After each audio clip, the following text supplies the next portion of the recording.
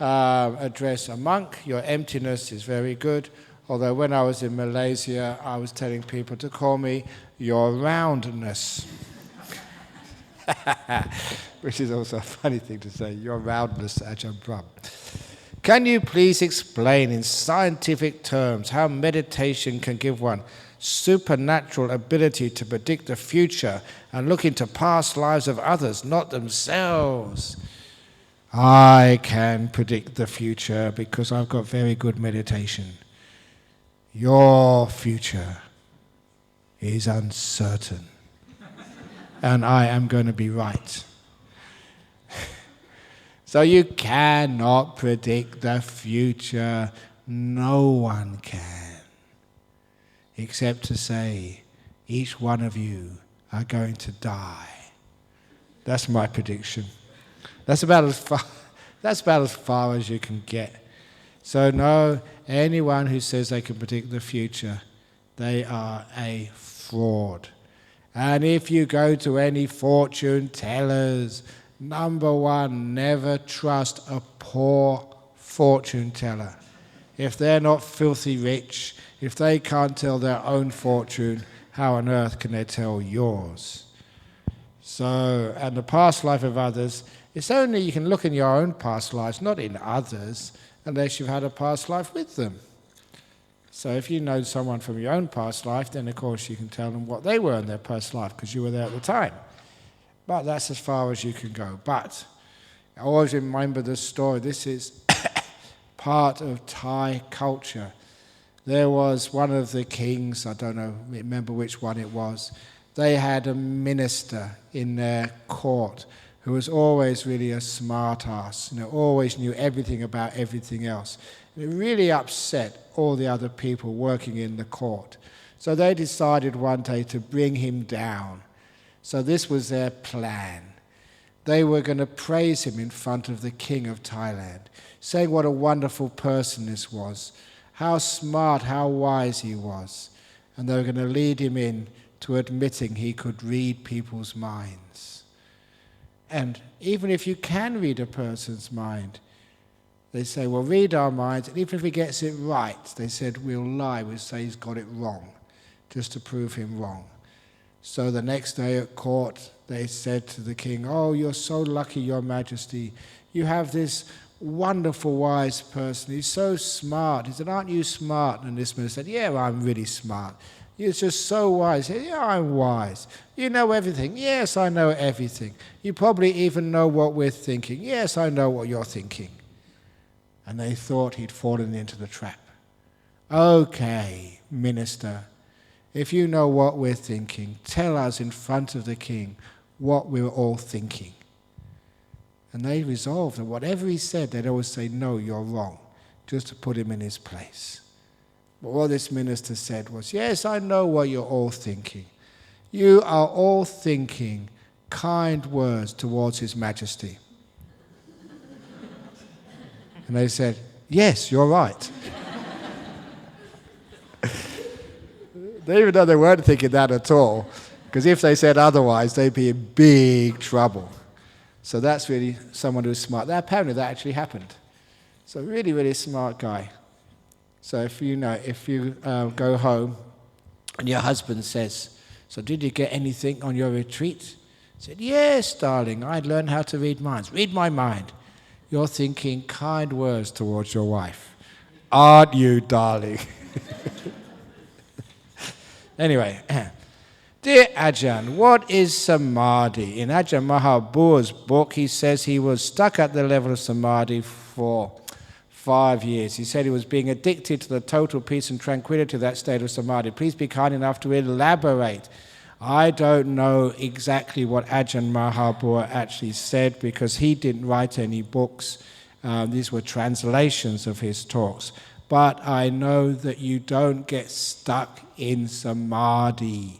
That is not, maybe wrong samadhi to get stuck, but real samadhi, the jhanas, you don't get stuck in stages of letting go. Have a think about it. Letting go means you're not stuck, you're free. These are stages of stillness, of letting go, of peace. So how can you get stuck and let go at the same time?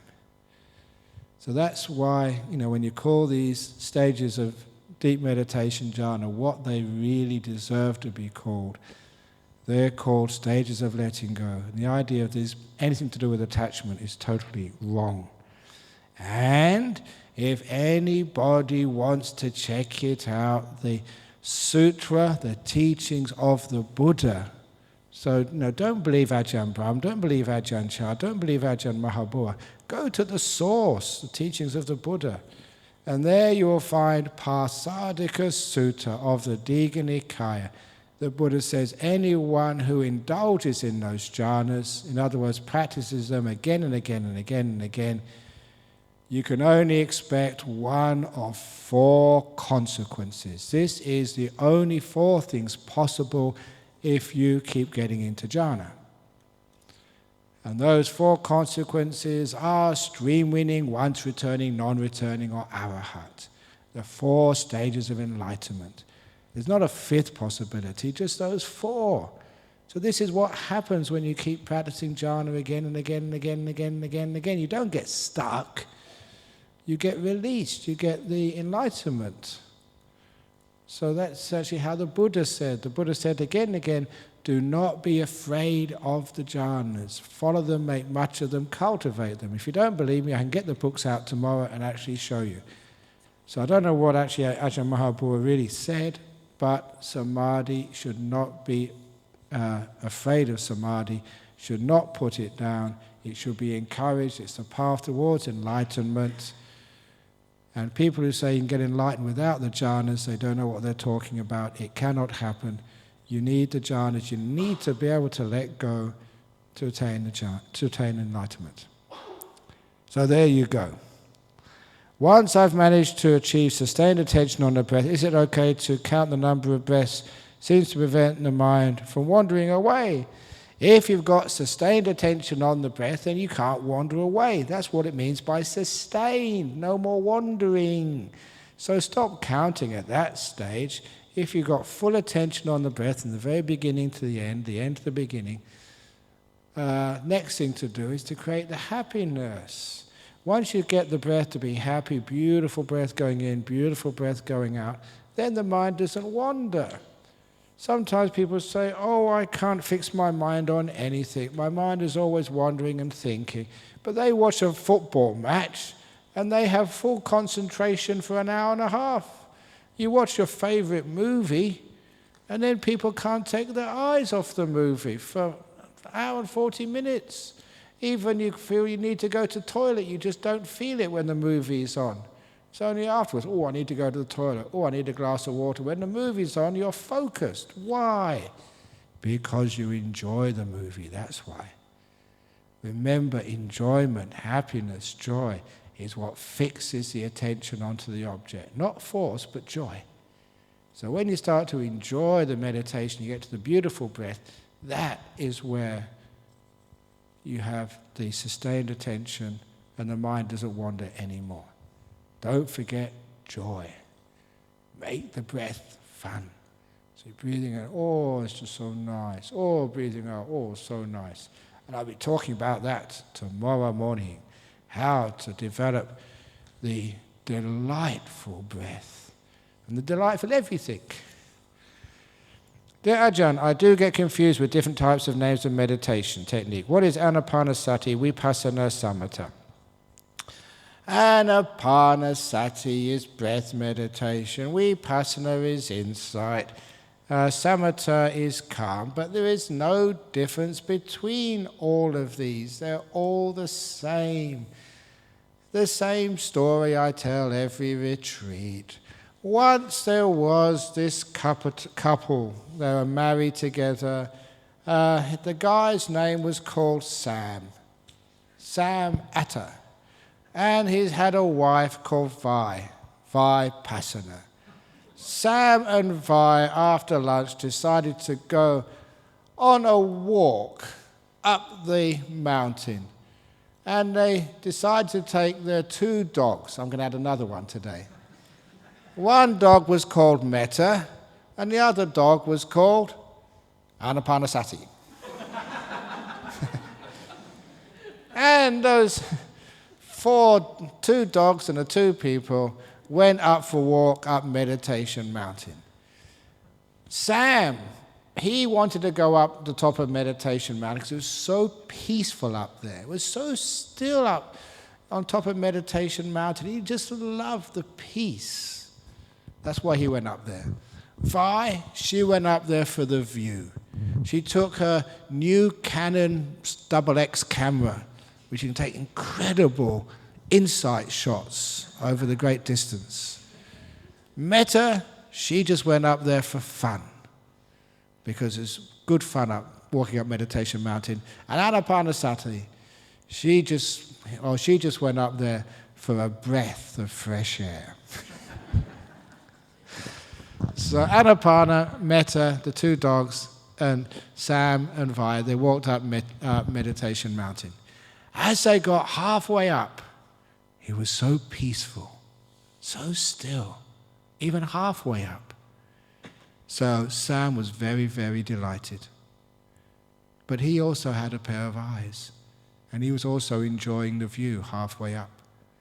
Vi, she's already snapping so many photographs, because she could see such a large distance halfway up Meditation Mountain. But she was also enjoying the peace, because it was very quiet up there. Metta the dog was wagging her tail, because when you get even halfway up, there's so much love and kindness up there. And Anapanasati, the little dog, was breathing so calmly. The air was so good and so rich. You only needed to breathe very softly halfway up Meditation Mountain. But even the two dogs, they could enjoy the peace and the view as well. And when they got up to the top of Meditation Mountain, it was so still. Nothing moved on top of Meditation Mountain. So Sam had reached his goal. But he also could experience the view. You could see forever the whole universe laid out in front of you on the top of Meditation Mountain. Vi, wow, she hadn't seen such amazing views before. The insights were just all around her. But she also could experience the peace. Metta was so happy, because on the top of Meditation Mountain, it's not just peace, it's sheer joy and love in the deep meditations. And Anapanasati, the breath, strange enough, that dog disappeared. They didn't know where it was, because on the top of Meditation Mountain, your breath disappears. So that is how these ones all work together. There is no difference between Vipassana, Samatha, Metta, Anapanasati. It's all just one practice. And if you don't believe me, I often in the interviews, people who try Anapanasati, which means breath meditation, if they can't do Anapanasati, then I teach them breath meditation. If they can't do breath meditation, then I teach them Vipassana. If they can't do Vipassana, I teach them insight meditation. If they can't do insight, I teach them Metta. If they can't do Metta, I teach them loving kindness. If they can't do loving kindness, I teach them letting go. If they can't do letting go, then I teach them Anapanasati. By that time, they don't realize that's what they started up with. It is all exactly the same. There's only one type of meditation, that is putting down your cup. That is meditation. All these other little names are different ways of saying the same thing. So do whatever you want.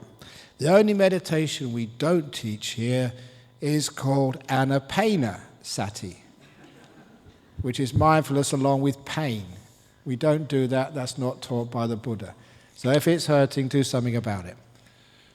So remember, no Anapanasati, Anapanasati. If we all retreatants use one utensil, either a bowl or a plate at meal times, our washing will be halved. Use the bowl or the plate to have the dessert after. Thank you. So this is just using one bowl. And you can do that if you want to. But if you do that, I mean, just do like the monks do. Just put everything into the one bowl. So you have a nice bowl, and then just put the curries, the sweets, and the ice cream on top. And then you know what it's like to be a monk. Many times I have had ice cream on curry. The last time was strawberry ice cream on some stew. It all gets mixed up when it's inside your tummy. Anyway, just mix it up outside and save washing up. So whoever said that was obviously been on washing up duty today and got pissed off. So no, just however many bowls you want. There's enough water left. What's that old story about the young guy who went to see his uncle living up in the mountains? And he stayed a bit late, and his uncle said, "I'll stay for dinner." And as he stayed for dinner, he noticed the plate on which he had his dinner had this little film on it. He said, "Didn't you wash the plate before you served dinner on it?" He said, "The plate is as good as clean water can make it." So he said, "Okay," and it tasted a bit funny, and he stayed the night there, and in the morning, the uncle gave him breakfast, and the same thing, there was this film on top of the plate. He said, "Look, you didn't sort of wash the plate. Look, this plate is as good as clean water can make it." He said, "Okay," and he ate his breakfast, and it didn't taste very good, but, what can you do? And as he was about to leave, he said, "Thank you, Uncle," and Uncle said, "And don't forget to say goodbye to my dog, Clean Water."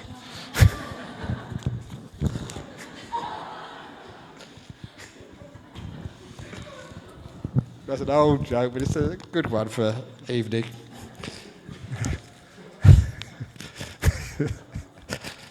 So you lick your plates clean, and then you don't need to have any water, and have the same the next day. So anyway, just try and conserve things. Can you please talk more about the third noble truth of letting go in relation to letting go of the second noble truth of craving? Thank you much, Metta. Okay. I was probably going to mention this sooner or later because I already mentioned samatha vipassana, but there are actually two types of meditation as I teach them. And this is an important teaching to understand.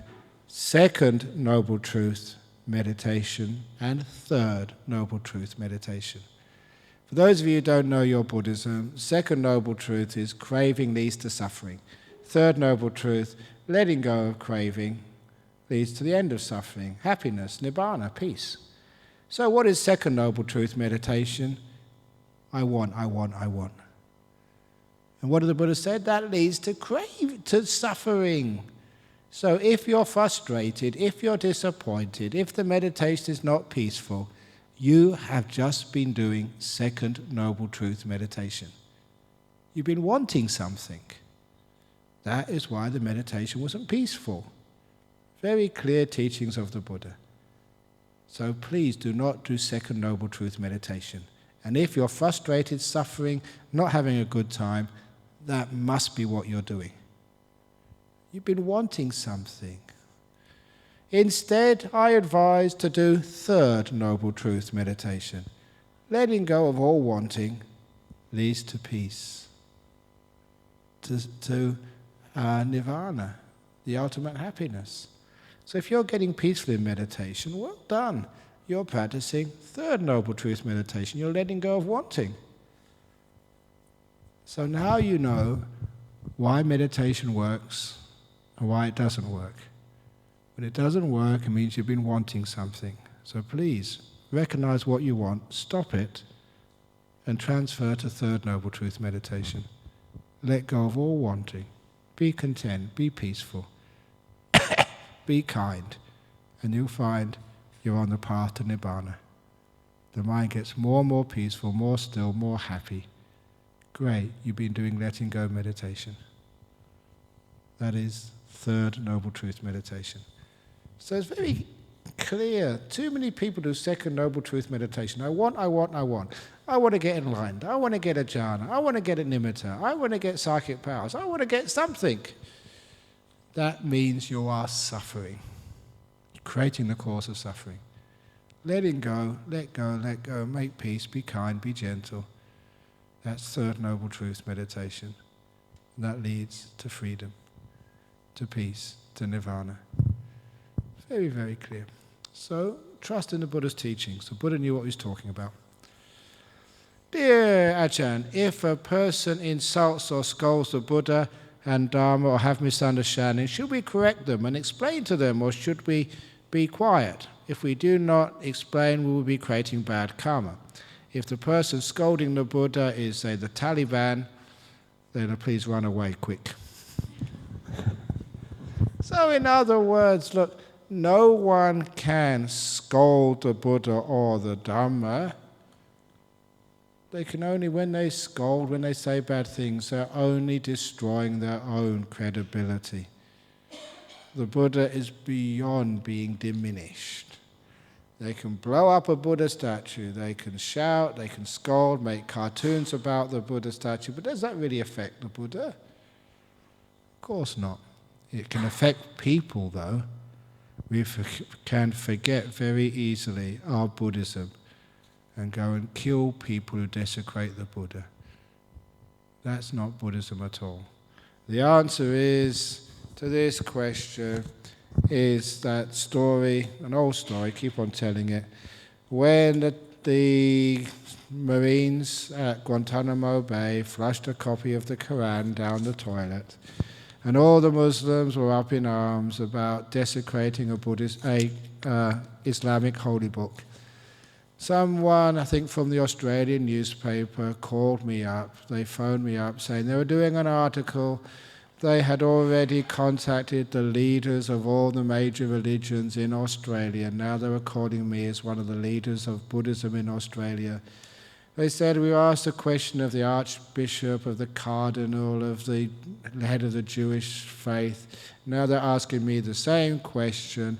If someone took a Buddhist holy book and flushed it down your toilet, Ajahn Brahm, what would you do? And my answer was, you'll know, call the plumber. Yes. That's what I said, and made the journalist laugh. And he told me, I'll always remember this, he said, that is the first sensible answer I've got all day, can I publish that please? So of course. But then, it's okay to tell jokes, but then you got serious. And I said, you can flush as many Buddhist books down my toilet as you like. You can blow up the Buddha statues. You can burn down the temples. You can machine gun the nuns and the monks. But I will never allow you to flush Buddhism down the toilet. I'll never allow you to destroy forgiveness, peace, kindness. Those things I will never allow you to destroy. Because that's much different than the Buddha statue or the buildings. The statue, the buildings, the books, the people, these are called containers. The contents is what's really important. What does the Buddha signify? What's written in the books? What do the monks and the nuns always teach you? Don't let that get flushed down the toilet. So because of that it doesn't really matter if somebody scolds the Buddha. I'll forgive them. I'll be kind to them. That way, they never can destroy Buddhism. Next question. Jhana Grove is such a beautiful place to meditate, but I wondered what is the significance of having 2 lion statues at the entrance? Those lion statues at the entrance is to keep out all the bad guys. That's what they say. It's like a Chinese tradition.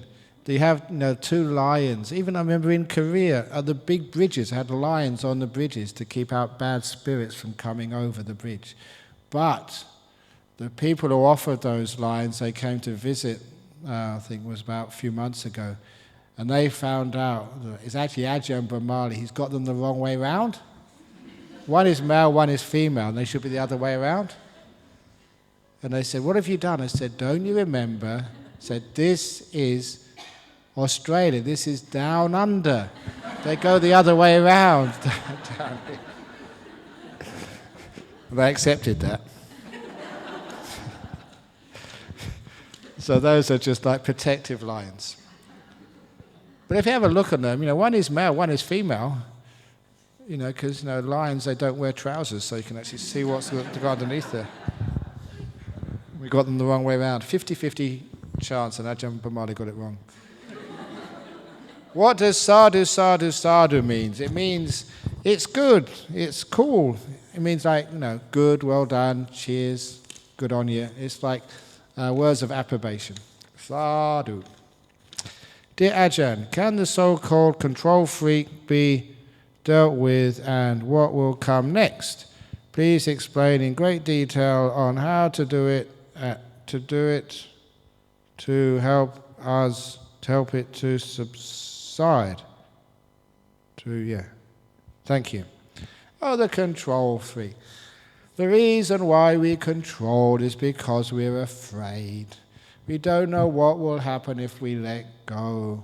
We control because we've been hurt in the past, and we think if we don't really protect ourselves, to plan the future, to control our environment, to make everything safe, that it's going to go wrong again. And still it keeps on going wrong. We find the more we control, the more things go wrong. So if you really, really, really want to be safe, just let go. For example, I remember the first time I got a bicycle when I was about 11 years of age.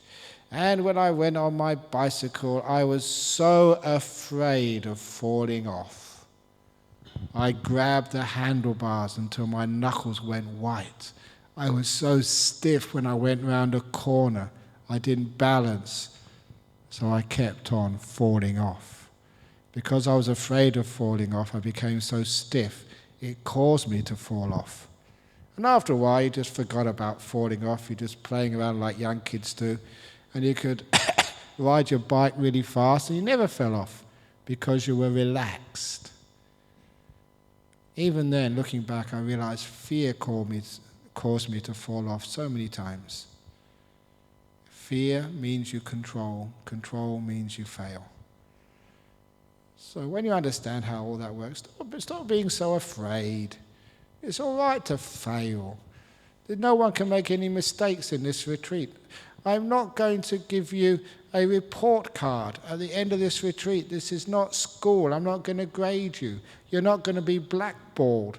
I'm not going to tell Dania and Bianca, look at this person's name. Never again are they allowed in here. No more times. What they've done here, no. I've never done that. So you're allowed to come here again. You can't make mistakes. So when you realize you can't make mistakes, you relax. When you relax, you're not a control freak anymore. So why is it we're always controlling? Fear. So let go of fear. What are you afraid of anyway? Don't be afraid of what other people think of you, because you're not that important that anybody's thinking about you. So let go. You can just disappear on this retreat. So no one is thinking about you, okay? So you can totally relax and just be stupid, do whatever you want. And that way, you don't have to be a control freak. So see, what am I afraid of? And when you let go of all that fear, there's no more control anymore. And then at last, you can be peaceful. And you can stop falling off your bicycle. Sitting under the chaitya, that's the stupa, the monument in the garden, I observed trees in the forest. Only the young plants and the old dead trees were visible in detail, like reading a book, but other trees are closed within the leaves and flourishing. Can you give a Dharma explanation on this? Metta. Now you've been thinking too much. Just watch the trees and shut up.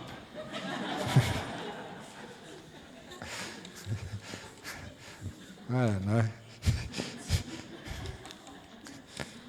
Anyway, I'm sure there's something profound there, but it's too late for me to be profound. Almost 2 days gone, I still can't be in the present moment for more than 5 minutes. Am I very bad and hopeless? Wish you well and happy. Yes, you're hopeless. You might as well leave this evening. Get out of here.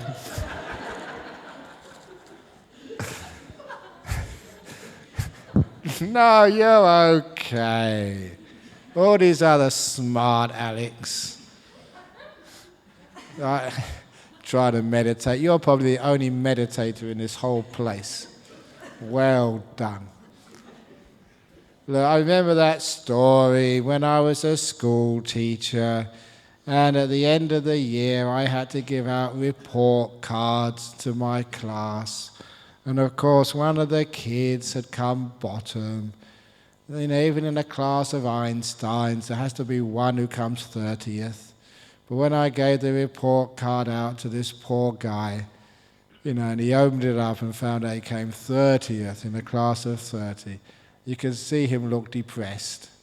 Shoulders drooped, head went down. No, number one, he'd be ridiculed by his friends in the classroom. You're a dummy.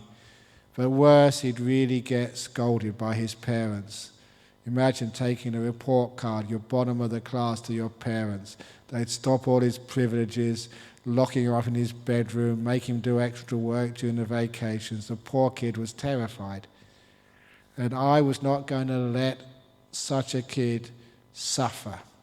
So I went up to him, and they all knew I was a Buddhist. I taught him about the Bodhisattva. And in Buddhism, a bodhisattva is someone who deliberately, willingly sacrifices their own happiness so no one else has to suffer. And I said, you are a bodhisattva. You deliberately, on purpose, took the bottom position this year so none of your friends will have to suffer what you're going to get from your parents tonight. All your friends were just thinking of themselves and just their own sort of ego coming top or in the middle or somewhere. But you deliberately sacrificed yourself, taking the bottom position so no one else would have to take it. You are a bodhisattva, and I am going to recommend to the principal that this year you get the Bodhisattva of the Year prize in this school. And I can never, even now I can remember his face. Looking up at me, from his school desk. You guy must be crazy. But it took away his depression, making light of the fact you came 30th of a class of 30. It's a big deal, so what? And then I did actually add at the very end and said, but in this school, you're only allowed the Bodhisattva prize once. Next year, let somebody else come bottom. So whoever wrote that, the 2 days gone, you can't be in the present moment for more than 5 minutes. You are front runner for the Bodhisattva prize on this retreat. Everyone else just being proud and striving and trying to get enlightened, really up themselves. You are the only real compassionate person. Deliberately not being in the present moment at all. So everyone else here can feel so much better about their meditation. You are so kind. Dear Ajahn, thank you for a wonderful retreat. What? Are you leaving? I am concerned that you work too hard and that you should take more rest and neglect your responsibilities. Perhaps we can listen to recordings sometimes to give you time off. Good idea?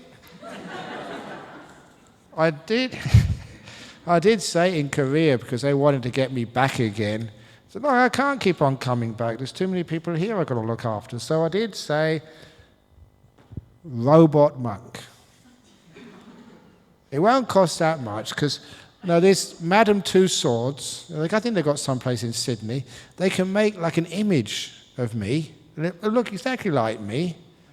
And, you can get the mouth to move. That's really easy to do these days, like a wax model with the mouth moving. And all you need to do is to put me for the interviews, and whatever you say, I just say, very good, very good, very good. If you want to talk, you just put a CD in there, and you said, once there were 2 bad bricks in the wall. And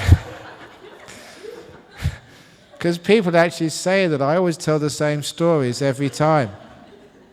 Now you know why. Perhaps this is the robot. And the real Ajahn Brahm is in his cave at Bodhinyana. It's amazing. These robots, they look real, don't they? maybe this is just the robots.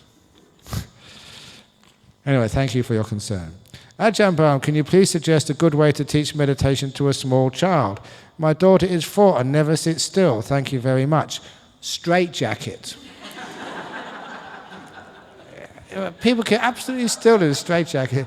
Put your 4-year-old in a straitjacket and a little thing, no, I think that handkerchief, bung it in their mouth. They go, oh. And they'd be still. Lucky you're not a parent. Now you know why I haven't got kids. Now, if you really want the kid to do meditation, the best thing is for mum to do meditation. If mum does meditation, sometimes the kid just sits next to you because they pick up on your energy. But if mum is really frantic and just all over the place and restless, you actually teach your kid to be restless. But if you're peaceful, the kid learns from osmosis. Dear Ajahn, in Buddhism, is there a God to worship? Unfortunately, there is not. We don't even worship the Buddha as a God. We worship, as I said, what you represent. Worship means finding worth in something. So you find worth in sort of what the Buddha stands for.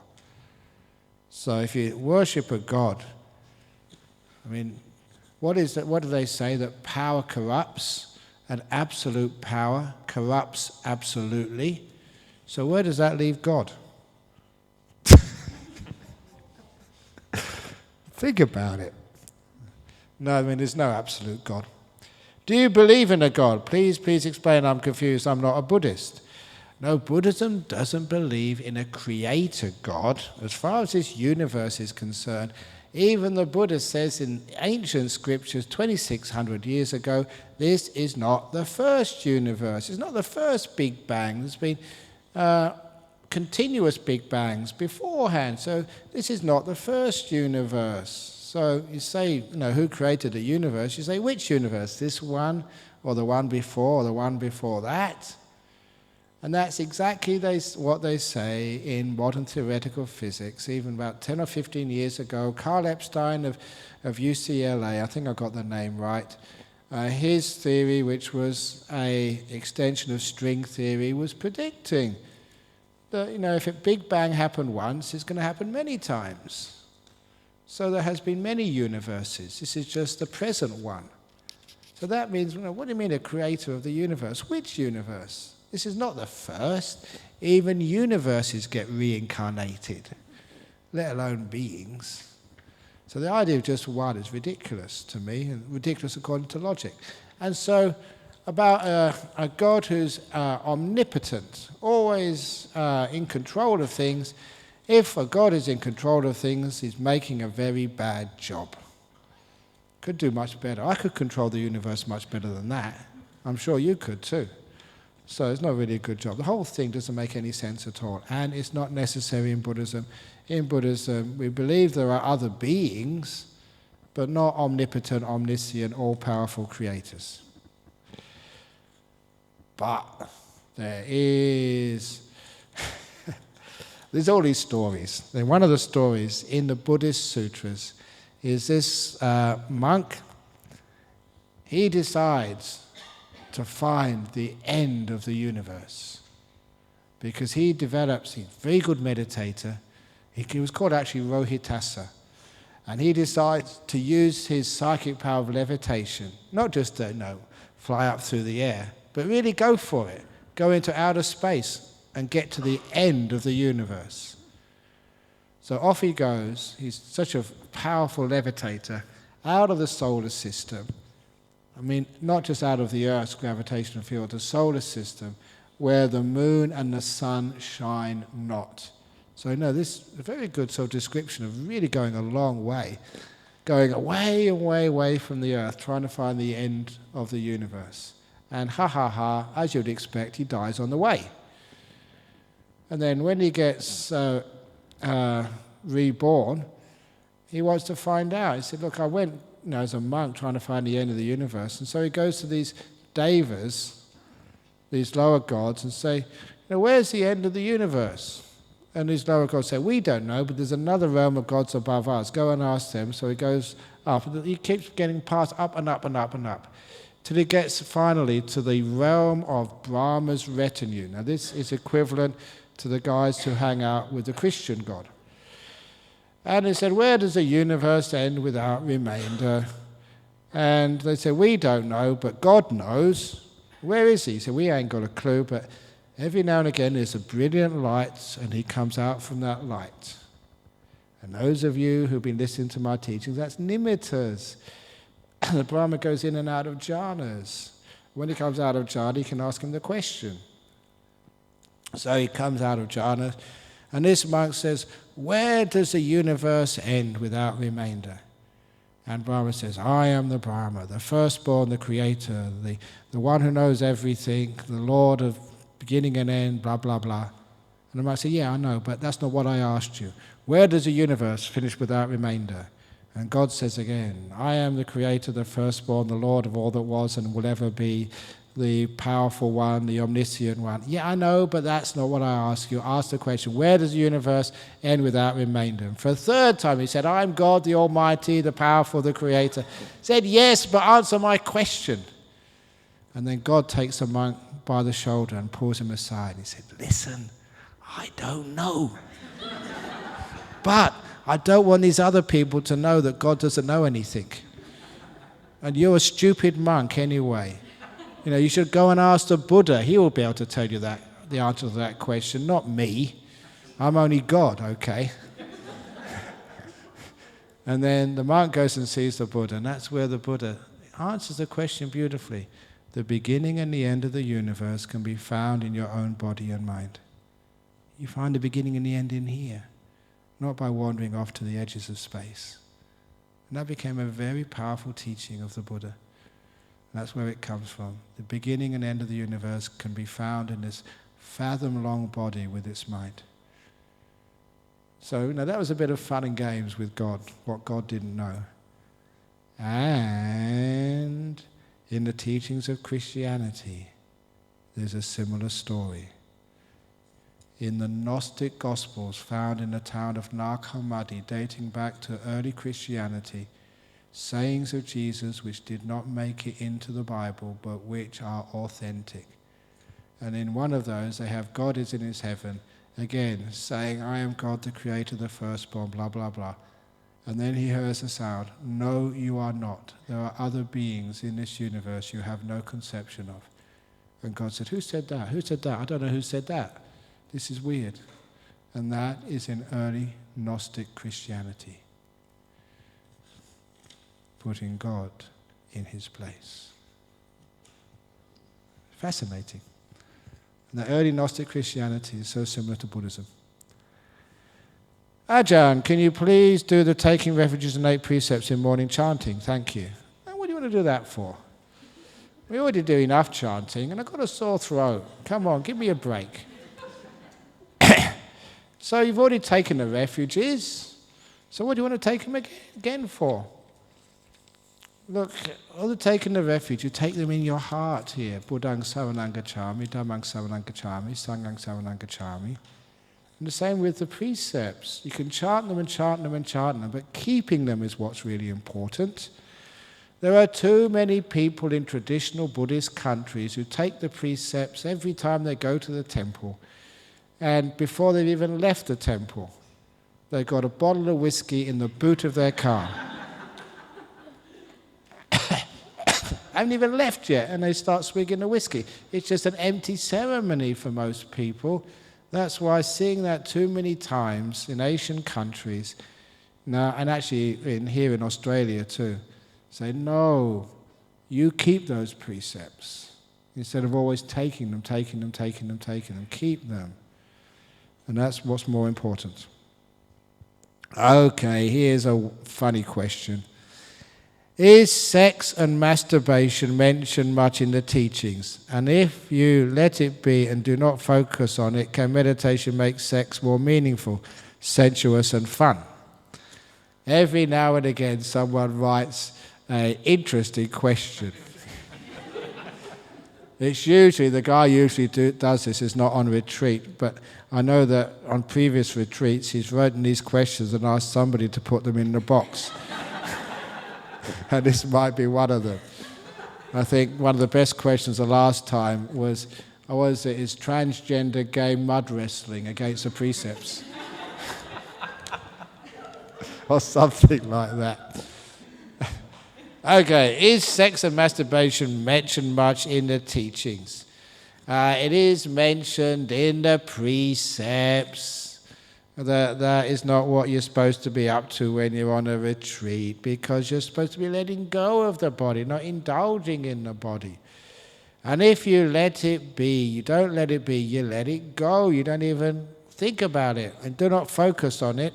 You focus on your breath, you focus on the nimittas, and it is much better than sex. So can meditation make sex more meaningful, sensuous, and fun?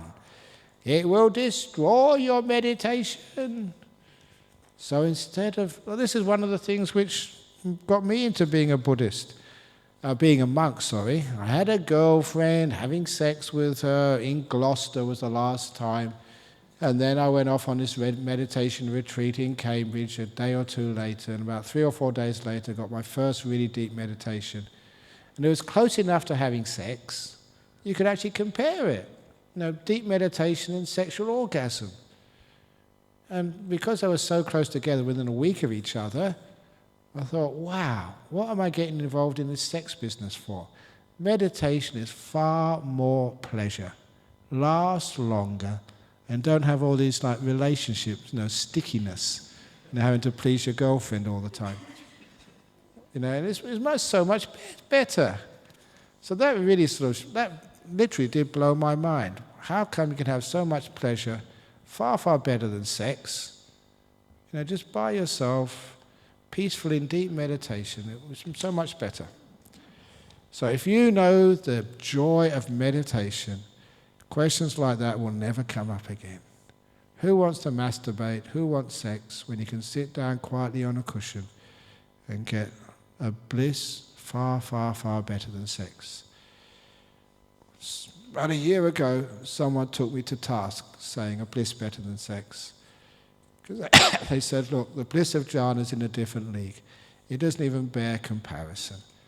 And I said, okay, fair enough, you're right there. I apologize. The bliss of meditation is way beyond, way superior. So it shouldn't even be compared. You get deep meditation and you'll know that. Hi Ajahn, some of us are born sprinters. Majority of us are average runners. And although training will improve our results, we can only dream to run 100 meters in 10 seconds.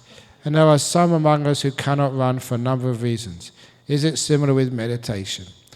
No, because meditation uses wisdom power. Just like the school I went to, which was in Hammersmith in London, it was one of the top schools there, which I got scholarships for. It was on the River Thames. It was actually on the river. And so during the winter time, for sport, we go cross-country running, which meant we'd go off to Hammersmith Bridge, cross Hammersmith Bridge, along the towpath to Barnes Bridge over there and back along the towpath to school. The smart kids would put a few sort of coins, in their sort of their kit. And when they crossed Hammersmith Bridge, they'd catch the bus to Barnes Bridge. And the teacher would be on the bridge there, making sure you actually got there. They'd cross over, make it look a bit sweaty, and then get the bus on the other side back to school. They were the smart kids. It was a very top school, so they could do things like that. Totally outwitted. That was supposed to be cross-country running. So some are born runners. Some are much smarter than that.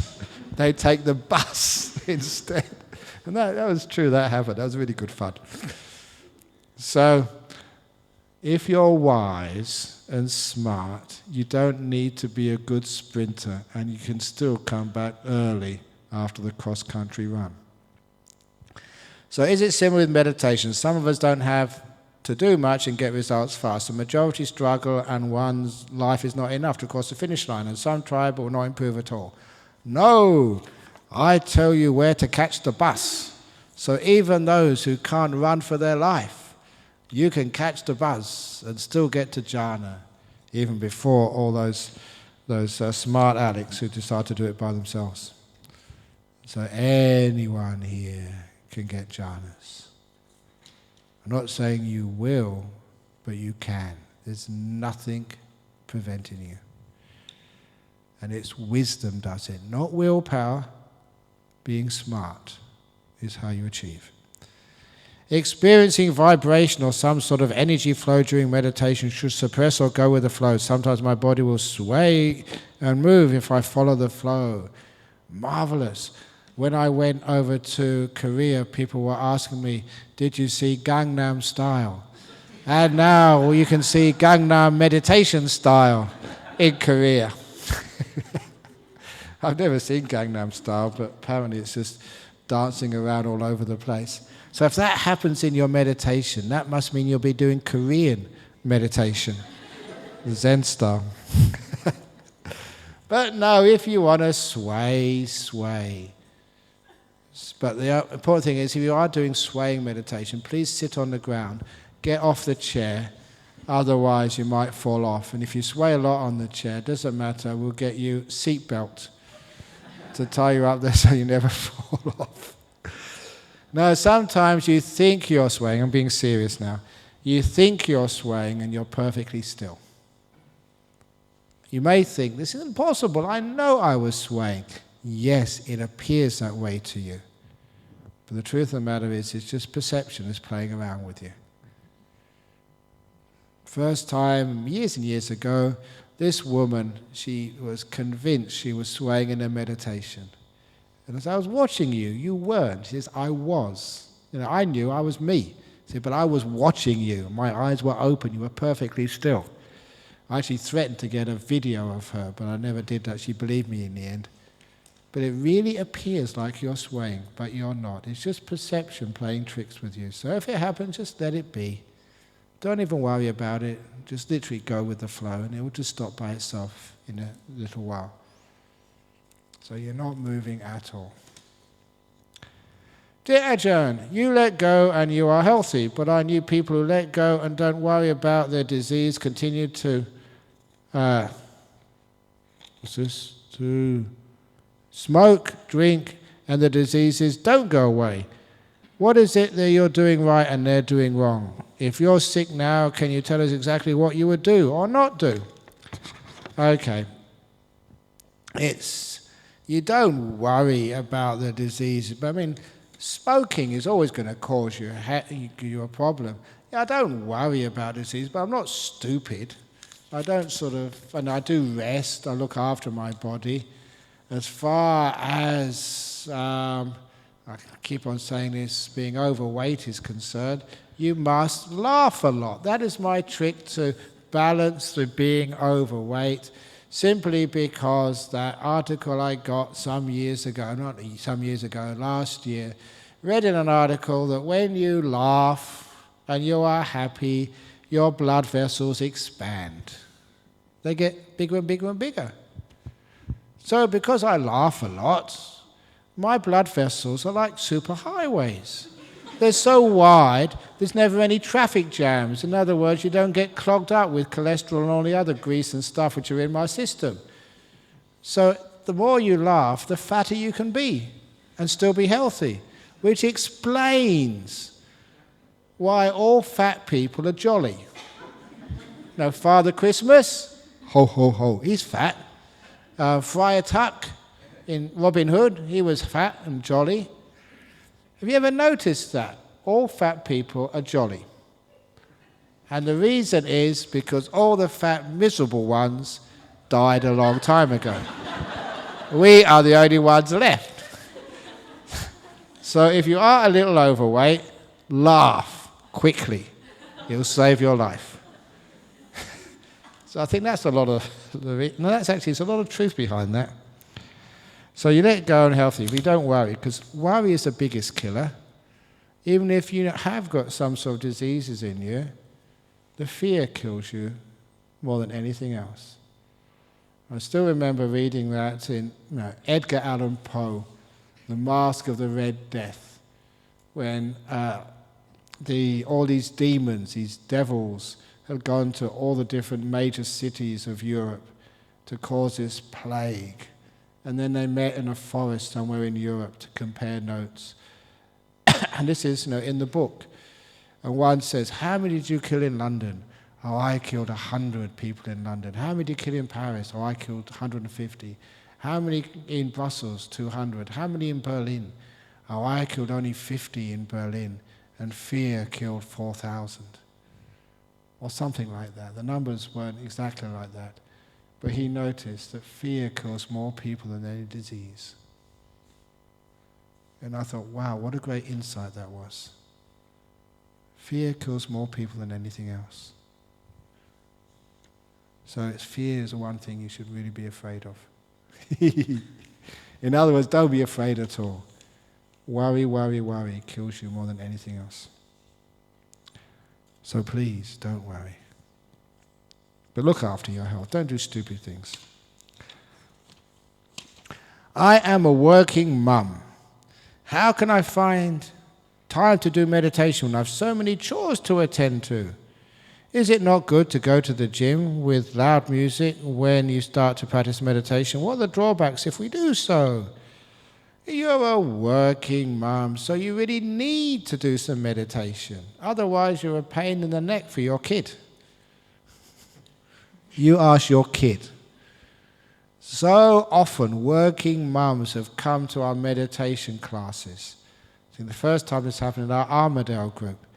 A woman came and she said afterwards, I never felt like coming this evening. I've been working all day. And I made dinner for my family, just washed up. And my kids said, Mummy, are you going to meditation today? And I said, no, darling, I'm tired. Mummy, you must go to meditation. But I don't feel like it. Mummy, go to meditation. Why? Because, Mummy, you're a much nicer mummy after you come home from meditation. And that's why she went. And many, many mothers have told me the same story. The kids, they know that you're stressed out. And when you're stressed out, you're no fun to be with. So you go to meditation for the sake of your kid. And the kid knows that. And they'll say, Mummy, go. You're a much nicer mummy. So if you're a working mum, you need to meditate. All the other chores, you can just, look, the dishes. Get a dog, call the dog clean water. The dog will lick the plates clean. You know what dogs are like? They eat anything. Or whatever. Get a smaller house, whatever.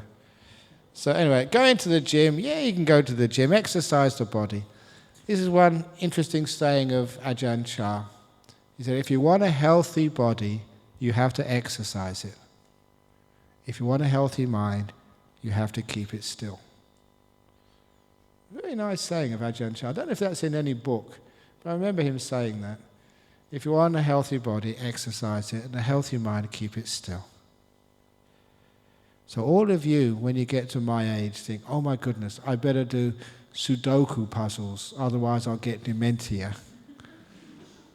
We think we have to exercise, otherwise we'll get lose our brain. But actually, stillness gives you a far healthier, stronger brain than doing puzzles. It's a brilliant insight by Ajahn Brahm. If you want a healthy mind, keep it still. Healthy body, exercise it. So there we are. Now I'm going to stop exercising my mouth, and I'm now going to have a nice, healthy mind by keeping it very still. All the questions are finished today. Well done. Not so many. Thank you for being so kind.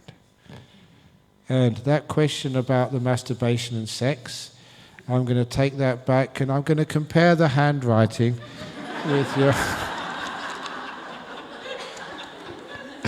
You think you can escape from me? No, you can't. So, Daddy, can we have all the registration forms, please? And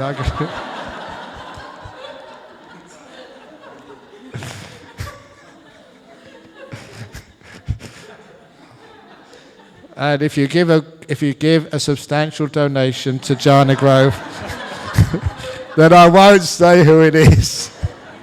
Bribery works.